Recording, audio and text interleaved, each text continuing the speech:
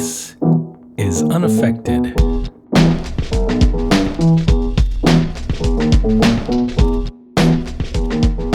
Welcome to Unaffected, a podcast that offers a curated look at some obscure, forgotten, and neglected singers of the mid-20th century.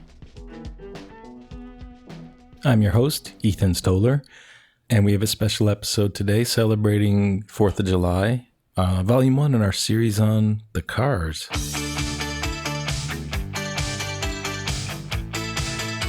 Okay, that joke is the whole reason I formulated this podcast in the beginning, just to do that.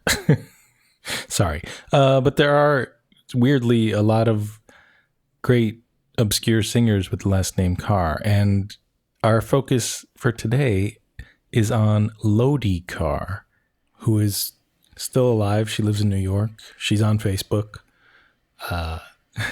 She only ever released one record. That was in 1960 on Lori Records, a record called Lady Bird. But otherwise, though she's been praised by mostly other jazz musicians and writers, she never really caught on popularity-wise, which is odd because Lodi Carr is a really good singer, and I'm going to play you an example right now. This is from her record. This is a standard most people know. It's called When I Fall in Love, Lodi Carr, 1960. When I fall in love, it will be forever,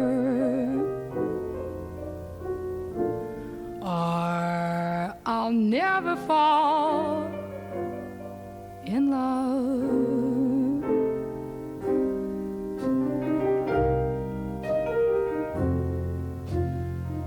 In a restless world like this is,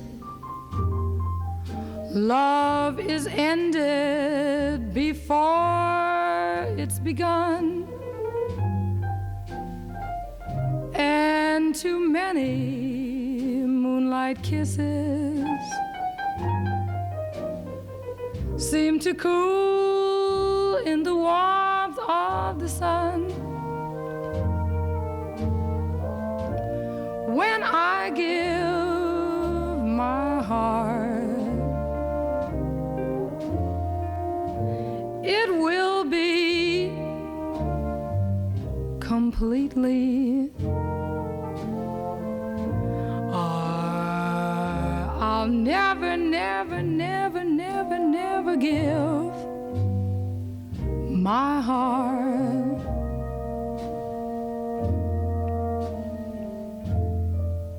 And the moment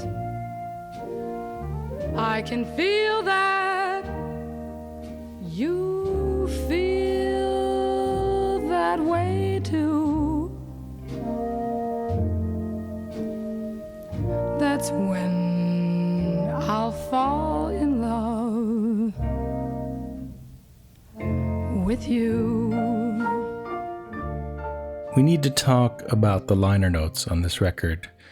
They're written by anti-Hentoff, who you might recognize that name. He was kind of a prodigious jazz writer. He had radio shows. He had a column in the Village Voice, and he wrote for just about every publication from 1950 to about 2010. And I just want to read the first paragraph. It's a bit long, but it kind of pertains to a lot of topics we cover on this podcast. And he says, one of the rarest of all music phenomena in the past decade, he's writing in 1960. So basically he's talking about the 50s. One of the rarest of all music phenomena in the past decade has been a jazz-influenced singer who can really sing. Particularly among the female species, the harvest, with very few exceptions, has been blighted. Most girl singers confuse distortion with style. In addition to twisting phrases as if they were taffy candy, most contemporary girl singers have a beat like an aging locomotive, and a sound that indicates a recent incompleted job of strangulation.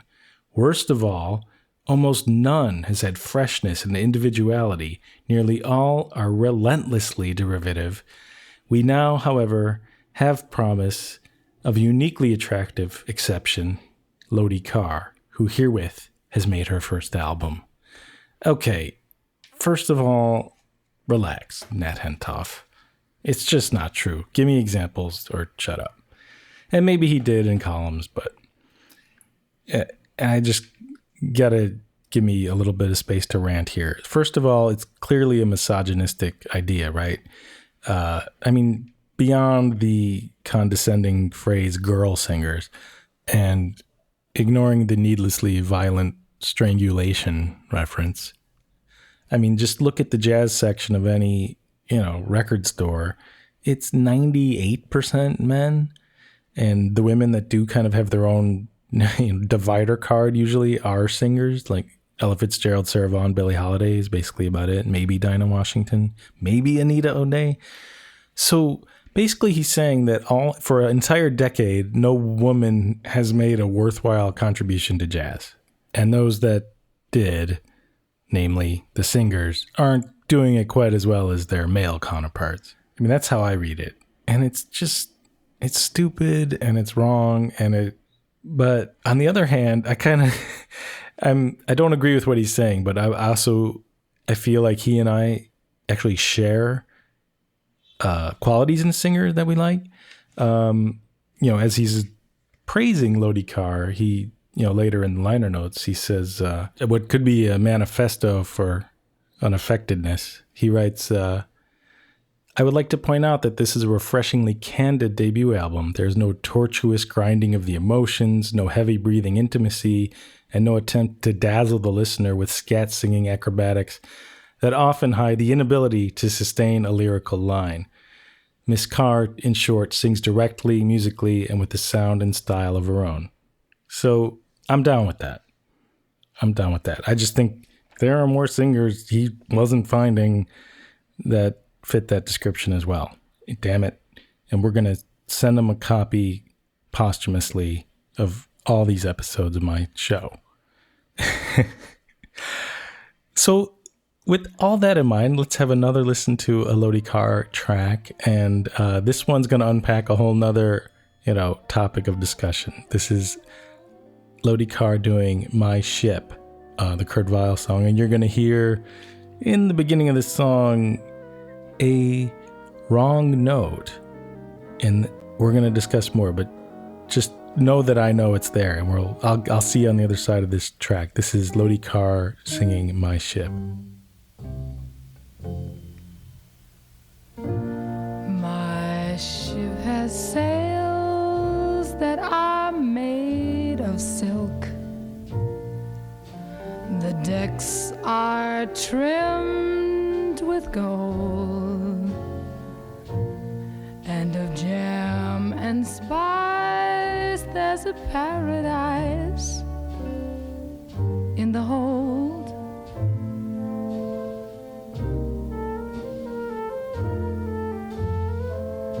My ship's aglow with a million pearls, and rubies fill each bin. The sun sits high in a sapphire sky when my ship comes in.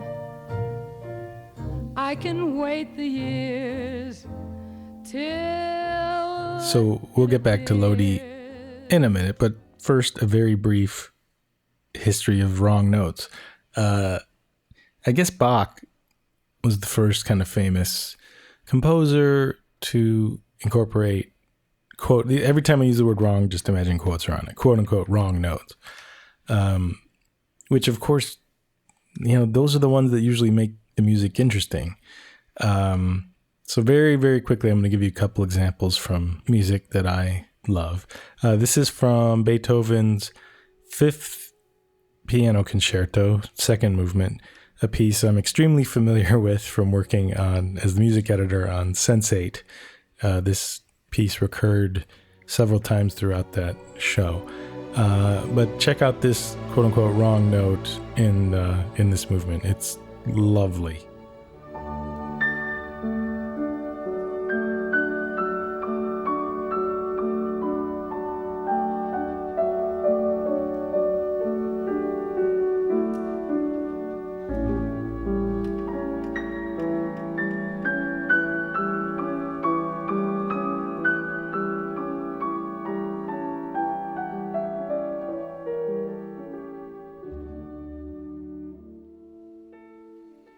So that's an interval called a flatted ninth. So we're in the key of A major. That note is A sharp or B flat. And it's just, it takes the piece to a whole, it's such a lovely piece of music. And then that just kills me. So basically the whole history of wrong notes up until early mid part of the 20th century it was all written by the composer. It was the composer's choice. And, as time went on, composers got more daring with harmonies and with rhythms. Wow, the brigade's coming. You hear that? Maybe it's anti-Hentoff. He doesn't like it. So then when we get to, that interval is very jazzy, right? That's like, Beethoven didn't invent the flatted ninth, but just incorporated so beautifully. And then jazz, that's one of the favorite like blue notes or wrong notes in jazz, along with the famous flatted fifth. This note. It's also called a tritone. But when jazz players started using it, it wasn't, very rarely was it written down. Gershwin started writing down a lot of blue notes, they're called. But here's an example that Gunther Schuller writes about in his book, The Swing Era, which was kind of like my personal jazz Bible. A few years ago, it's an extremely detailed and specific accounting of jazz music from the mid 30s to late 40s. And I devoured that book, and he really gets into the detail about jazz music and why it sounds like it does, and gives examples. And this is one example. This is from a Red Norvo sextet recording of a song by Irving Berlin called Russian Lullaby. Now, I don't know how Schuller discerned this, but he says that the clarinet player, Hank D'Amico, plays a wrong note that he didn't intend to in his solo. And then Red Norvo heard it while he was kind of waiting to take his solo, and then incorporated D'Amico's wrong note into his own solo on the xylophone. So I don't know if it's true. I think D'Amico was a great musician in his own right. I don't know how Schuller decided it was unintentional, but here's what it sounds like. First, here is D'Amico's quote-unquote wrong note. Coming up right here. This note. And I'll just let this play through. Red Norvo then takes that note and throws it in his solo. Check it out.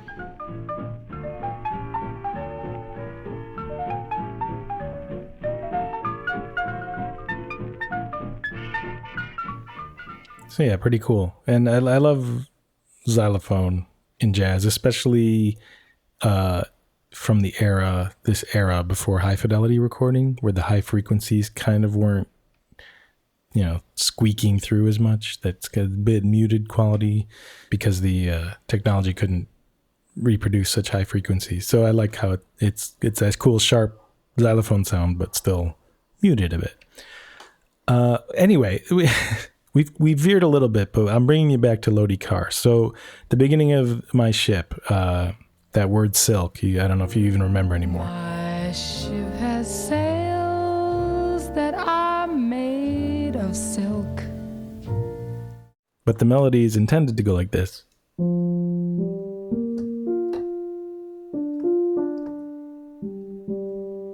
Instead, on the last note of that phrase, which should be this note, we get something in between here and here. My ship has sails that are made of silk. I'm just fascinated by this, and I don't know why. It sounds like she just flubs it, because kind of her voice kind of breaks. Maybe it was one of those instances where they thought the wrong note just sounded cool, because they invested money in, like, the players were kind of top-line jazz guys, and they thought, let's fun. It's nice to leave the mistakes in sometimes. So that is an example where I don't necessarily think it's bad. It definitely makes the record feel more interesting to me. But just one last note on this. Lodi Carr re-released her record like on CD and on the internet, and in the promo materials for that release, she quotes her, I guess they're close friends, her and Carmen McRae, who was a really famous, prominent jazz singer from the era. And the quote includes the phrase, "She sings so perfectly in tune." So maybe this was an intentional, improvisation. Either way, it sounds interesting and cool. And another personal friend of Lodi Carr, at least according to liner notes, is Sheila Jordan, who is still alive. She's 91 years old now. She recorded one album in the 60s. It came out in 1962. And it's kind of one of these high-priced, sought-after collector's records now. Really nice tone, good singer. Her husband was Duke Jordan, a prominent jazz pianist. I'm just going to play you one example of Sheila Jordan from this record. It's called Who Can I Turn To Now? Lovely voice. Check it out.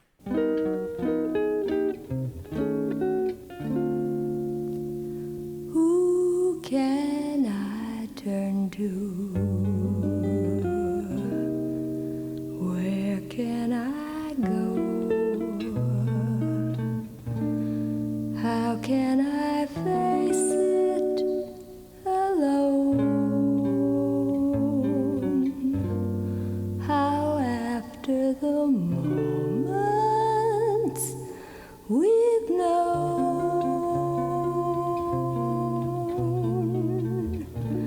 who can I turn to now?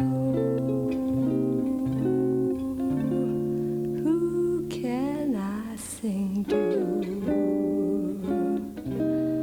How can I smile?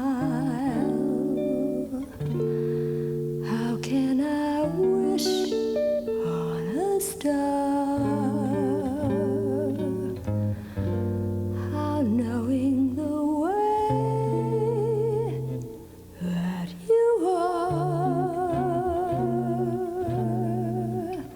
who can I turn to now? Very nice, very nice. As we close out here, I'm just going to play the very last note of Lodi Carr's record, which is a jazzy, quote-unquote, wrong note, which is completely intentional in this case. So maybe she has the last laugh after all. But thanks for listening. You can check us out at unaffectedpod.com and Twitter and Instagram at unaffectedpod. I appreciate you listening, and have a great holiday weekend. And I'll see you again in a couple of weeks. See you next time.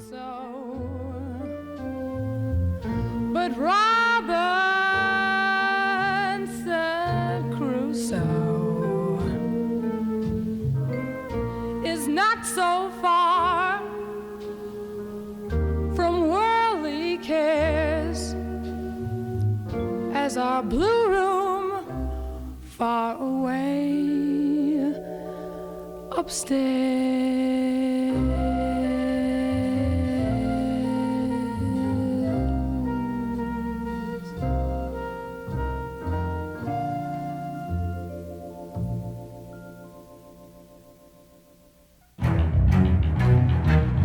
This has been an Ambivert Media production.